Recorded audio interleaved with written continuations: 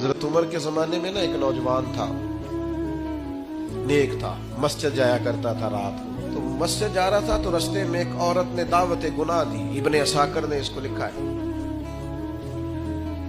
تو نوجوان تھا، خواہشات تھی، کچھ طبیعت مائل ہو گئی. آ ہی رہا تھا کہ کسی نے آیت پڑھ دی، والی من خاف مقام ربی جنتان، جو رب کے سامنے کھڑے ہونے سے ڈرے گا اللہ 2 جنتیں دے گا. واقعی ڈر گیا، واقعی ڈر گیا. اتنا ڈرا کہ بے ہوش ہو کے گر پڑا. بیماری سے لوگ بے ہوش ہوتے ہیں، پیسے ڈوب گئے.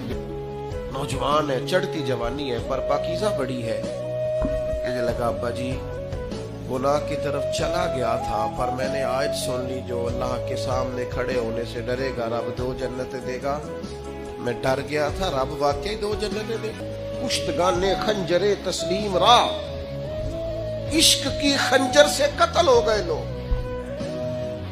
صبح حضرت عمر کو پتا چلا کہ انہوں نے تو رات جنازہ بھی پڑھ دیا، تدفین بھی کر دی. جناب عمر فرمانے لگے اتنا نیک نوجوان خوف خدا سے دنیا سے چلا گیا.